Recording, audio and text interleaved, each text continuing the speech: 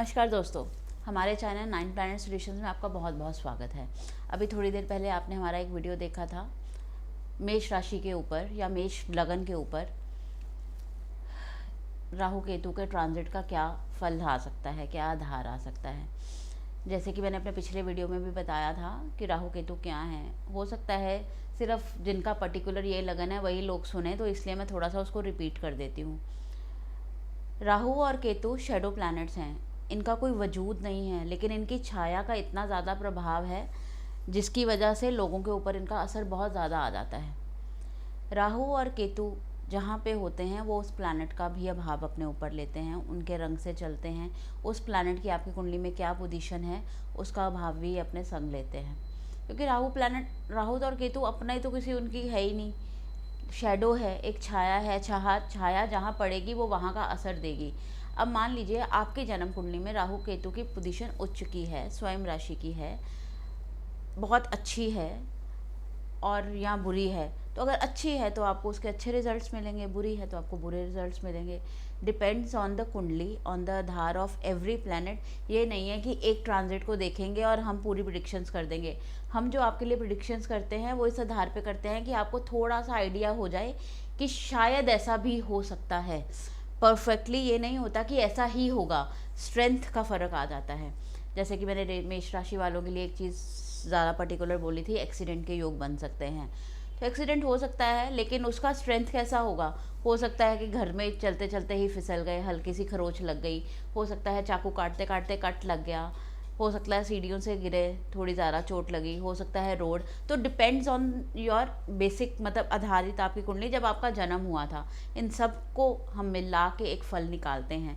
ये नहीं हो सकता कि सब एक नंबर लगन वालों को या एक नंबर राशि वालों को बहुत ज़्यादा ही चोट लगेगी, ऐसा पॉसिबल नहीं है।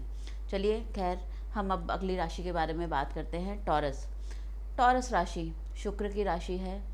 ये लोग दिखने में सुंदर होते हैं, प्रभावित लोगों को अपनी तरफ अट्रैक्ट करते हैं। इनके लगन में राहु आ रहा है। लगन आप खुद हैं। राहु एक प्राउड देता है, राहु एक अलग सा आपको एहसास देता है, मतलब फेक चीज़ें कह सकते हैं हम। राहु एक ऐसा इफ़ेक्ट देता है। दूसरी, राहु की पहली दृष्टि पंचम स्थान पे पड़ेगी, दूसरी सप्तम पे और तीसरी भाग्य पे। पंचम लव लाइफ है, बच्चे हैं। 7th आपकी वाइफ है, आपकी पार्टनरशिप्स हैं। 9th आपके पिताजी भी आते हैं, आपका भाग्य भी आता है। मतलब आपकी ये 3 चीज़ें इफ़ेक्ट करेंगी इस चीज़ के ऊपर आगे। अब इसका इफ़ेक्ट कैसा होगा, अब आप किस टाइम पे पैदा हुए थे और आपकी जन्म कुंडली का राहु केतु कहाँ है, ये हम उस पर भी देखेंगे, उन पर भी क्या प्रभाव है। तो ये हम सब मिला जुला सब देखते हैं।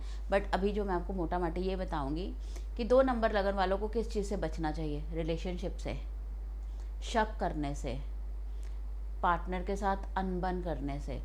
2 नंबर लगन वाले, 2 नंबर राशि वाले लोग अगर अपने पार्टनर पे ज़्यादा शक करेंगे, कोई अनबन करेंगे, तो उनके रिलेशंस में बहुत प्रॉब्लम आएगी। रिलेशंस देखिए 7 नंबर इंक्लूड है तो वो पार्टनरशिप भी आ सकती है।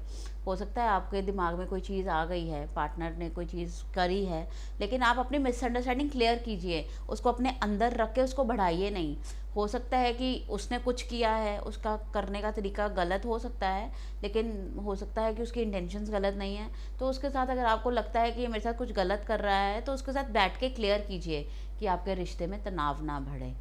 डेस्टिनी पे इफ़ेक्ट आता है, लेकिन भाग्य के जो पिता हैं हमारे, जो हमारे को भाग्य देते हैं, गुरु, जो वहाँ के सिग्निफिकेटर हैं, इस टाइम वो उसी स्थान पे बैठे हुए हैं।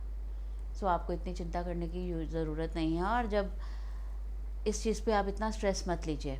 उसके बाद अगर हम केतु की बात करें, केतु भी 7th में बैठ गए हैं, यहाँ पे भी वो रिलेशनशिप में दिक्कतें दे रहे हैं। यहाँ पे केतु 11th हाउस, प्रॉफिट्स बहुत बढ़ेंगे आपके काम में। आप जितना काम करेंगे, जितना हार्ड वर्क करेंगे, प्रॉफिट्स बहुत बढ़ा देगा केतु।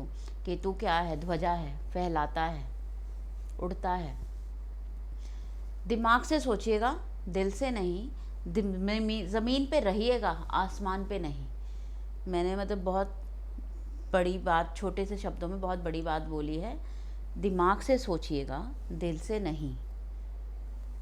ज़मीन पे रहिएगा, आसमान पे नहीं। मतलब अगर कोई इन्वेस्टमेंट आती है उसके ऊपर ये नहीं कि मेरा ये बहुत बड़ा हो जाएगा, प्लानिंग करके इसको आगे फर्दर करेंगे तो वो बहुत अच्छा रहेगा।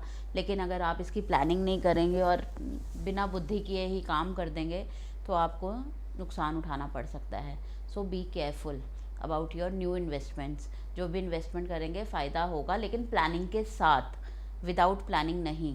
सो इसके लिए आप केयरफुल रहिए, क्योंकि कल को पता है बाद में होता ये है कि लोग हमें आके कहते हैं आपने ऐसा बोला था, तो लोग हमारी ना पूरी बात नहीं सुनते हैं, वो थोड़ी सी अपने मतलब की सुनना चाहते हैं, बाकी वो भूल जाते हैं कि ऐसा उन पंडित जी ने बोला था तो ऐसा ही होगा। पंडित जी अपनी तरफ से गलत, आपको हम लोग क्यों गाइड करेंगे? हम लोग आपके भले के लिए ये वीडियोस बनाते हैं, आप लोगों तक एक मैसेज पहुंचाते हैं कि आपको फ़ायदा हो। लेकिन अगर आप उसको आधा अधूरा सुनेंगे तो आपको नुकसान होगा। इसलिए आप वीडियोस को ध्यान से सुना कीजिए, पूरी बात समझा कीजिए, उसके ऊपर डिसीजंस लीजिए। अगर आपको अपनी कुंडलियाँ दिखानी हैं, आपको लगता है कि ये आपका लगन है, मेरे साथ कोई मेरी फैमिली में प्रॉब्लम तो नहीं आएगी, मेरा अगर आप टीनेज हैं, लव लाइफ में दिक्कत तो नहीं आएगी, बिज़नेस करने की सोच रहे हैं, प्लानिंग किसी नई इन्वेस्टमेंट की कर रहे हैं, तो हम आपको यही सलाह देंगे, आप किसी अच्छे एस्ट्रोलॉजर को अपनी कुंडली दिखाइए और उसके बाद इस चीज़ को फर्दर परस्यू कीजिए कि आपका कोई किसी तरह का नुकसान ना हो और आप सूझबूझ के साथ सारी काम कर पाएँ। धन्यवाद दोस्तों। थोड़ी देर बाद मेरा अगला वीडियो आएगा मिथुन राशि के ऊपर, दोबारा मिलती हूँ मैं आपसे। मेरे प्लैनेट को लाइक करने के लिए, सब्सक्राइब करने के लिए, पसंद करने के लिए आपका बहुत बहुत शुक्रिया। धन्यवाद।